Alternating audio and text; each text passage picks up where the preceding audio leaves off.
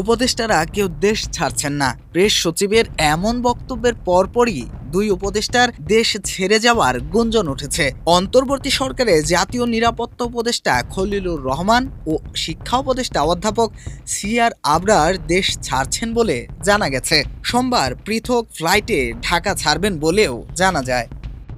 সূত্র জানায়, সোমবার দুপুর 12:30টায় শিক্ষা উপদেষ্টা অধ্যাপক ডক্টর চৌধুরী রফিকুল একটি ফ্লাইটে ঢাকা ছাড়বেন। পরে সন্ধ্যা 6:45টায় আরেকটি ফ্লাইটে ঢাকা ছাড়বেন জাতীয় নিরাপত্তা উপদেষ্টা খলিলুর রহমান।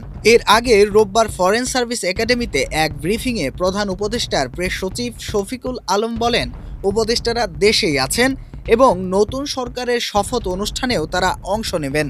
নির্বাচনের পরপরই উপদেষ্টাদের দেশ ছেড়ে যাওয়ার গুঞ্জন ওঠে। প্রধান উপদেষ্টার বিশেষ সহকারী ফয়েজ আহমেদ তৈয়ব হঠাৎ করেই শুক্রবার সকালে জার্মানির উদ্দেশ্যে রওনা হন।